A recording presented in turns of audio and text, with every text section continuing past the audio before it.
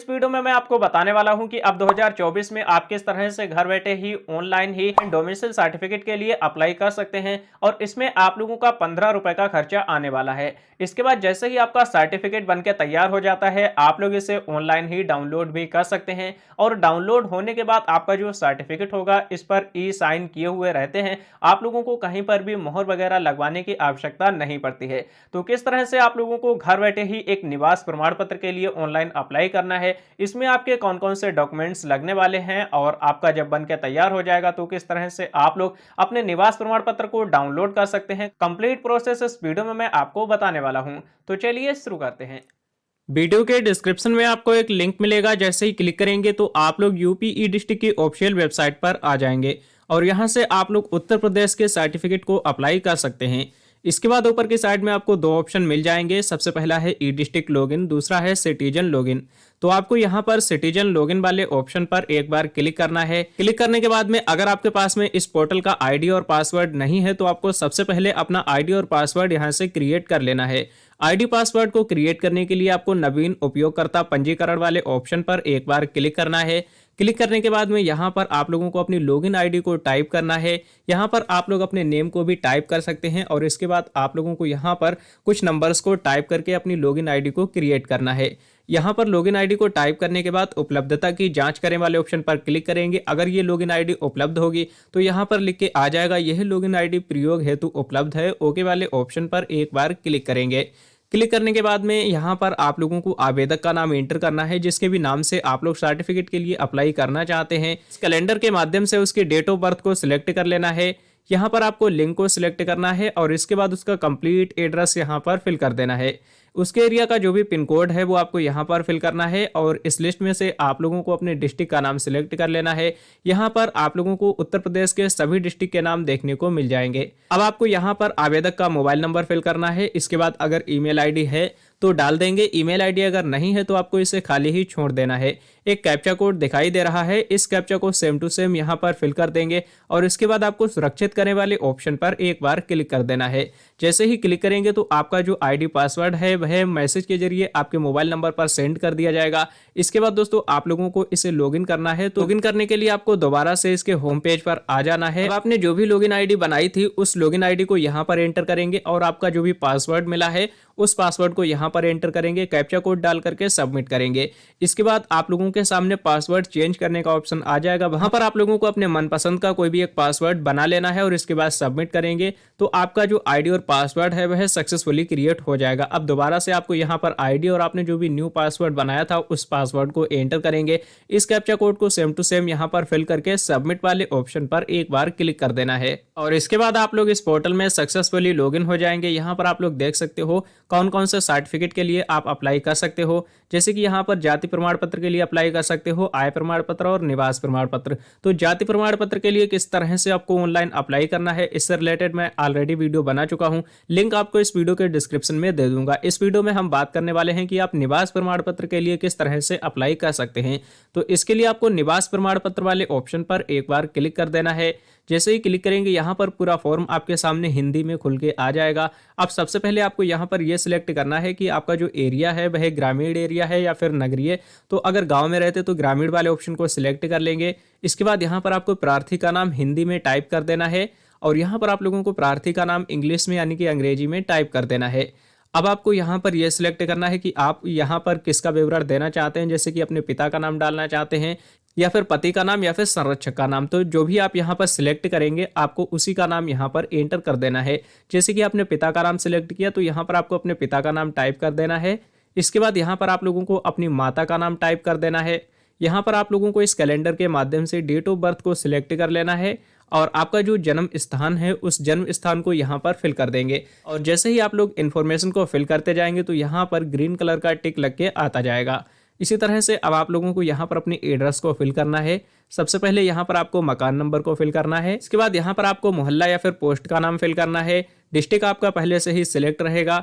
यहाँ पर आपको अपनी तहसील का नाम इस लिस्ट में से सिलेक्ट कर लेना है और इसके बाद आप लोगों को यहाँ से अपने थाना का नाम सिलेक्ट कर लेना है। इस लिस्ट में से आपको अपने ग्राम का नाम सिलेक्ट कर लेना है। इतना सिलेक्ट करने के बाद अब यहाँ पर आपको अपने मोबाइल नंबर को एंटर करना है। इसके बाद कुछ नीचे की साइड में आना है। अब आपसे यहाँ पर निवास के बारे में पूछा जा रहा कि आपका जो भी आपने यहाँ पर एड्रेस फिल किया है, इस एड्रेस पर आप लोग कब से रह रहे हैं। अगर आप लोग जन्म से इसी एड्रेस पर रहते हैं तो आपको इसी वाले ऑप्शन को सिलेक्ट रहने देना है। अगर आप लोग जन्म के बाद या फिर 3-4 वर्षों से रह रहे या फिर जितने भी वर्षों से रहते हैं तो वर्ष भरे वाले ऑप्शन को आपको यहाँ से सिलेक्ट कर लेना है। और सिलेक्ट करने के बाद आप जितने भी वर्षों से इस एड्रेस पर रह रहे हैं तो उतने ही वर्षों को यहाँ पर टाइप कर देना है। जैसे कि अगर आप 10 सालों से रहते हैं तो आपको 10 यहाँ पर टाइप कर देने हैं। इसके बाद आपसे पूछा जा रहा प्रमाण पत्र बनवाने की आवश्यकता, यानी कि आप लोगों को निवास प्रमाण पत्र बनवाने की आवश्यकता क्यों पड़ रही, तो उसे आप लोगों को यहाँ पर टाइप कर देना है। आप चाहें तो हिंदी में भी किसी भी रीजन को टाइप कर सकते हैं। इसके बाद यहाँ पर आपसे पूछा जा रहा है क्या इससे पहले आप लोगों को निवास प्रमाण पत्र जारी हुआ है। अगर पहले आपको जारी हुआ है तो आपको यहाँ पर हाँ सिलेक्ट कर लेना है। लेकिन जब आप यहाँ पर हाँ सिलेक्ट करेंगे तो आप लोगों को पुराने वाले प्रमाण पत्र की प्रमाण पत्र संख्या भी देनी पड़ेगी, इसलिए हम यहाँ पर नो वाले ऑप्शन को सिलेक्ट कर लेंगे। इसके बाद यहाँ पर आपसे पूछा जा रहा है कि आपने आवेदन शुल्क का भुगतान कर दिया है। हमने अभी नहीं किया, इसलिए नहीं वाले ऑप्शन को हम सिलेक्ट कर लेंगे। इसके बाद यहाँ पर राशन कार्ड संख्या आपसे मांगा जा रहा है। अगर आपके पास में राशन कार्ड नंबर है तो आप यहाँ पर डाल सकते हैं, अगर नहीं है तो आपको इसे खाली ही छोड़ देना है। इसके बाद यहाँ पर अब आपको कुछ डॉक्यूमेंट्स को अपलोड करना पड़ेगा। तो डॉक्यूमेंट आपके क्या क्या लगेंगे वो आप इस लिस्ट में देख सकते हैं। सबसे पहले तो आपको आवेदक का एक पासपोर्ट साइज का फोटो अपलोड करना है। इसके बाद आपको स्व प्रमाणित घोषणा पत्र अपलोड करना है, जिसका लिंक मैं आपको इस वीडियो के डिस्क्रिप्शन बॉक्स में दे दूंगा।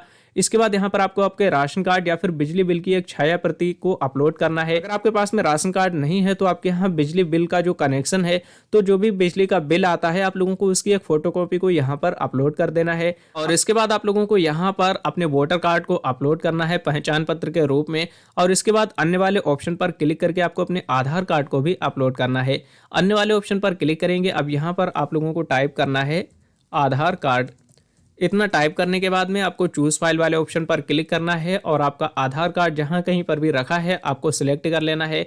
जैसे कि हमने यहाँ पर चूज फाइल वाले ऑप्शन पर क्लिक किया है। अब यहाँ पर आप रिडायरेक्ट हो जाएंगे अपने मोबाइल की गैलरी में। जहां कहीं पर भी आपका आधार कार्ड रखा है उसे सिलेक्ट करके ओपन वाले ऑप्शन पर क्लिक करेंगे।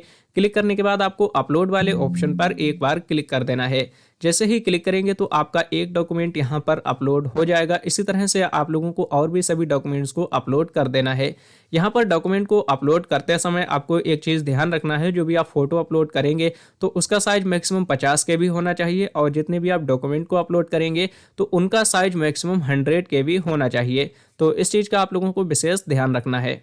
तो अभी आप देख सकते हो मैंने यहाँ पर सभी कुछ इन्फॉर्मेशन को फिल कर दिया, डॉक्यूमेंट को भी मैंने यहाँ पर अपलोड कर दिया है। इसके बाद आपको दर्ज करें वाले ऑप्शन पर एक बार क्लिक कर देना है।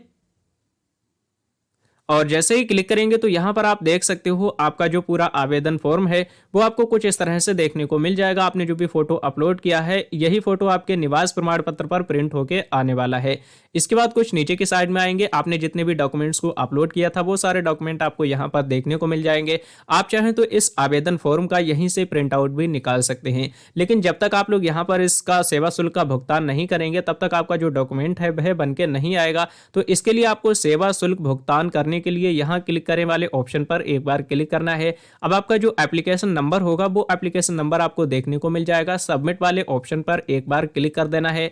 क्लिक करने के बाद में यहाँ पर आप लोगों को ऑनलाइन ही 15 रुपए की पेमेंट करनी है, जैसा कि मैं आप लोगों को वीडियो के शुरुआत में ही बता चुका हूँ। इसके बाद आपको प्रोसीड विद पेमेंट वाले ऑप्शन पर एक बार क्लिक कर देना है।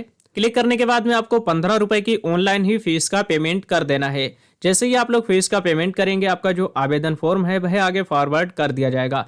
अब आपने जितने भी आवेदन किए होंगे वो आपको यहाँ पर दिख जाएंगे। एक ऑप्शन आपको मिलेगा आवेदन की सूची, इसी वाले ऑप्शन पर क्लिक करेंगे। जितने भी आपने अभी तक आवेदन किए होंगे तो वो आवेदन आपको यहाँ पर देखने को मिल जाएंगे। जैसे कि यहाँ पर हमने 3 आवेदन किए थे, निवास प्रमाण पत्र, जाति प्रमाण पत्र और आय प्रमाण पत्र। तीनों के एप्लीकेशन नंबर आपको देखने को मिल जाएंगे और यहाँ पर लिख के आ चुका है applied but payment not done. तो जब तक आप पेमेंट नहीं करेंगे जब तक यहाँ पर ये लिखा हुआ रहेगा। जैसे ही आप पेमेंट कंप्लीट कर देंगे तो यहाँ पर फॉरवर्डेड लिख के आ जाएगा और जैसे ही आप पेमेंट कंप्लीट कर देंगे तो आपका जो डॉक्यूमेंट है वह आगे यहाँ से फॉरवर्ड कर दिया जाएगा और इसके बाद आपके डॉक्यूमेंट को वेरीफाई किया जाएगा। जैसे ही आपका लेखपाल आपके डॉक्यूमेंट को वेरीफाई कर देगा, इसके बाद आप लोग यहीं से इसे डाउनलोड कर सकते हैं। चलिए अब मैं आप लोगों को बता देता हूं कि डॉक्यूमेंट बनने के बाद आप कहां से अपने डॉक्यूमेंट को डाउनलोड करेंगे। तो इसके लिए आपको एक ऑप्शन देखने को मिलेगा, निस्तारित आवेदन। इस वाले ऑप्शन पर आपको एक बार क्लिक करना है। यहां पर आपने जिस भी सर्टिफिकेट के लिए अप्लाई किया होगा उस सर्टिफिकेट पर एक बार क्लिक करना है। जैसे कि अगर आपने जाति प्रमाण पत्र के लिए अप्लाई किया तो कास्ट वाले ऑप्शन को सिलेक्ट करेंगे, आय के लिए इनकम, और डोमिसिल यानी कि निवास प्रमाण पत्र के लिए आपको डोमिसिल वाले ऑप्शन पर क्लिक करना है। क्लिक करने के बाद यहीं पर आपके सामने सर्टिफिकेट आ जाएगा और यहीं पर डाउनलोड का भी ऑप्शन आ जाएगा और आप अपने सर्टिफिकेट को यहीं से डाउनलोड कर सकते हैं। जो भी आपका सर्टिफिकेट यहां से डाउनलोड होगा उस पर डिजिटल साइन किए हुए रहते हैं। आप लोगों को अलग से कोई भी मुहर या फिर साइन करवाने की आवश्यकता नहीं होती है। बहुत से लोगों का दोस्तों एक प्रॉब्लम आती है कि यहां से जब भी सर्टिफिकेट के लिए अप्लाई करते हैं तो वो ऑनलाइन 15 रुपए की फीस का पेमेंट भी कर देते हैं, लेकिन उन लोगों की applied but payment not done ही लिखा हुआ रहता है। वहां पर उन लोगों को जो पेमेंट करते हैं तो उसका कोई भी स्लिप नहीं मिलता। तो ऐसी कंडीशन में उन लोगों को क्या करना है, रसीद की प्रतिलिपि वाले ऑप्शन पर क्लिक करेंगे। यहां पर उन लोगों को अपने आवेदन नंबर को डाल करके सुरक्षित करें वाले ऑप्शन पर क्लिक करना है, तो एक स्लिप जनरेट हो जाएगी और उस स्लिप को डाउनलोड कर लेना है। जैसे ये स्लिप जनरेट हो जाएगी इसके बाद आपका जो पेमेंट है वह कंप्लीटली सक्सेसफुल हो जाएगा। इसके बाद आप लोगों को यहां पर 15 से 20 दिनों तक का वेट करना है। सर्टिफिकेट बनके जैसे तैयार हो जाता है तो आप यहीं से डाउनलोड कर सकते हैं। अब कुछ लोगों को यहां पर 20 दिन, 25 दिन या फिर 30 दिन हो जाते हैं लेकिन उनका सर्टिफिकेट बनकर नहीं आता, तो उन लोगों को अपने एरिया के लेखपाल से कॉन्टेक्ट करना होगा, क्योंकि दोस्तों ये जितना भी सारा काम होता है वो उनके तहसील के लेखपाल का ही होता है। जब तक वो लोग वेरीफाई नहीं करेंगे आप लोग यहां से अपने सर्टिफिकेट को डाउनलोड नहीं कर सकते हैं। सो इस तरह से आप लोग घर बैठे ही आसानी से अपने मोबाइल फोन से एक निवास प्रमाण पत्र के लिए ऑनलाइन ही अप्लाई कर सकते हैं।